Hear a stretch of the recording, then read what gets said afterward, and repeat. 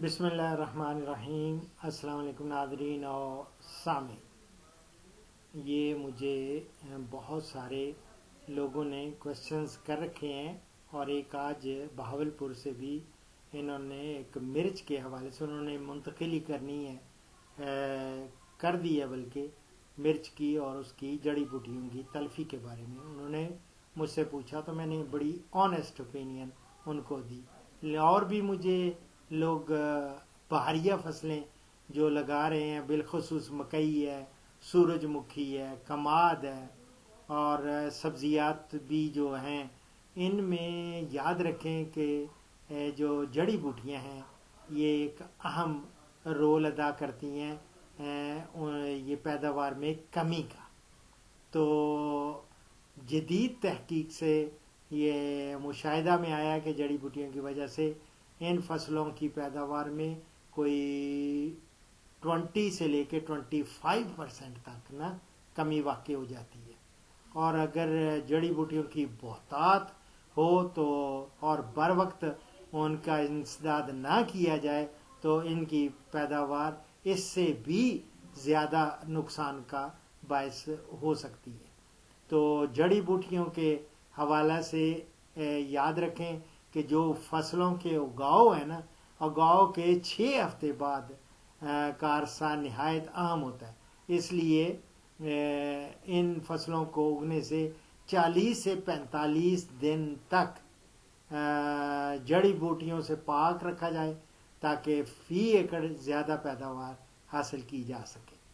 باقی میری جان، جڑی بوٹیاں روشنی، آپ کو پتہ ہے، خوراک اور پانی کے حصول میں مختلف فصلوں کے ساتھ مقابلہ کرتی ہیں، اور جڑی بوٹیاں بہاریہ فصلوں اور سبزیوں کے پودوں کی نسبت 2 سے 3 گنا زیادہ تیزی کے ساتھ ان کو استعمال کرنے کی صلاحیت رکھتی ہیں۔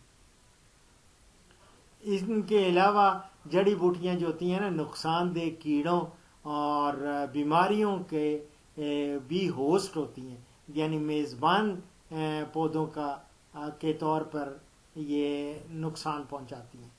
تو یہ، اور یاد رکھیں کہ جو بہاریہ فصلوں پر یہ پھر منتقل ہو جاتی ہیں بیماریاں اور کیڑے، اور ان کو وہ نقصان پہنچاتے ہیں۔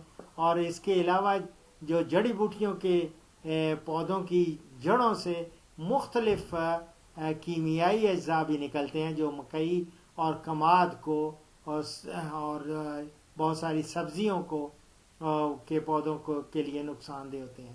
اور ان کے لیے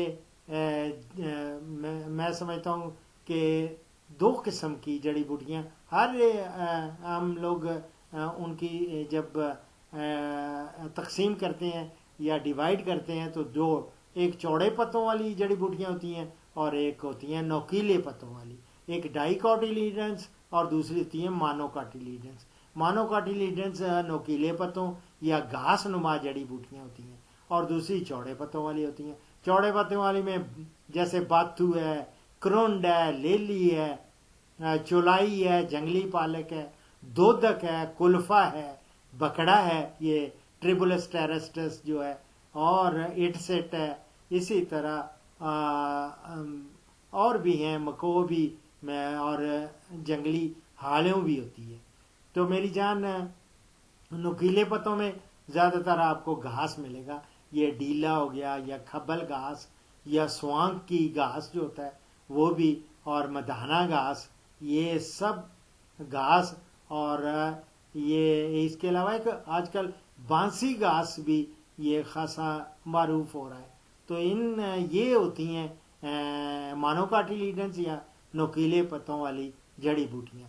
اب رہا کہ ان کو تدارک کیسے کرنا ہے، میں تو زیادہ تر غیر کیمیائی طریقے کو اپناتا ہوں۔ اس میں داب کا طریقہ ہے، وہ بہاریہ فصلوں کی بوائی سے پہلے آپ نے زمین کو پانی لگا کر وتر آنے پر ایک مرتبہ ہل بما سہاگا آپ دے کر 1 ہفتہ تک خالی چھوڑ دیں، تاکہ اس وقفہ کے دوران مختلف جڑیاں بوٹیاں جو ہوتی ہیں وہ اگ آتی ہیں، اور جب اگ آتی ہیں پھر اب ہل چلاتے ہیں تو ان کو ختم کر دیتے ہیں، یہ ختم ہو جاتی ہیں۔ اور یہ ہوتا ہے، اس کو ہم کہتے ہیں داب کا طریقہ۔ اور دوسرا ہے فصلوں کا عدل بدل، یا جو ایک کھیت میں مکئی، کماد، سورج مکھی اور دیگر فصلیں بار بار ایک ہی جو ہوتا ہے نا کھیت، اس میں کاشت کرنے سے بہت ساری جڑی بوٹیاں وہ اپنی مستقل سمجھیں اپنی حیثیت اختیار کر لیتی ہیں، اور اس لیے 1 یا 2 سال بعد ان میں چارہ جات ضرور کاشت کریں۔ کیوں؟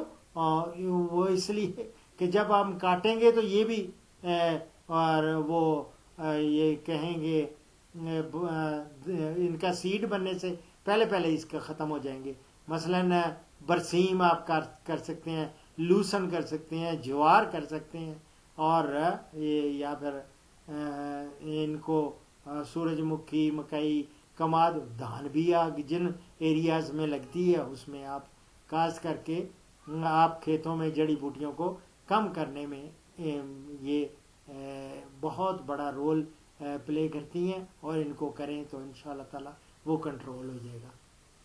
اس کے علاوہ میری جان گوبر کی گلی سڑی کھاد ڈالیں، اور ان میں بھی دیکھا گیا ہے کہ اگر گلی سڑی نہ ہو تو ان میں بیج آ جاتے ہیں، جس کی وجہ سے جڑی بوٹیاں وہ اگاتی ہیں۔ تو ہمیشہ گوبر کی گلی سڑی کھاد اس کا استعمال کرنا چاہیے، یہ تو اس سے بھی کنٹرول ہو جاتا ہے۔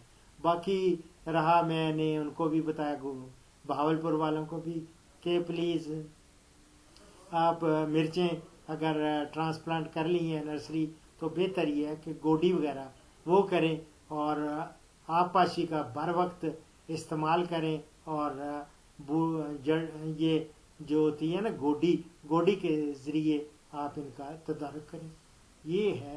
اور اس کے ساتھ ساتھ مٹی چڑھاتے رہیں، اس سے بھی بڑا فائدہ ہوگا۔ کیمیائی طریقے جو ہیں وہ تو بہت سارے کیمیکلز ہیں، وہ آپ اپنے عملہ سے کانٹیکٹ کر لیں جو آپ کو وہ ریکمینڈ کریں گے۔ اب ہر علاقے کی اور ہر جگہ کی مختلف آج کل کیمیکلز ہربیسائڈس آ رہے ہیں، آپ ان سے مشورہ کر کے جو بہتر وہ سمجھتے ہیں وہ آپ کو ریکمینڈ کریں گے، ان کا استعمال کریں، تو اس طرح جڑی بوٹیاں کا کنٹرول ہو جائے گا۔ میں سمجھ رہا تھا، میں یہ ضروری سمجھتا ہوں کہ اس پہ یعنی بہاریہ فصلوں اور سبزیات پہ کی جڑی بوٹیوں کے اوپر ایک سولو پروگرام کر دوں، تو مجھے امید ہے کہ آپ کو پسند آیا ہوگا، اور دعاؤں میں یاد رکھیں۔ اور اس پروگرام کا اختتام کرتے ہیں اس حدیث مبارک پر۔ ہمارے پیارے نبی حضرت محمد صلی اللہ علیہ وآلہ وسلم کا ارشاد گرامی ہے، مظلوم کی بد دعا سے بچو، کیونکہ اس کے اور اللہ کے درمیان کوئی پردہ نہیں ہوتا۔ یہ میں بخاری سے کوٹ کر رہا ہوں، دعاؤں میں یاد رکھیں۔ فی امان اللہ۔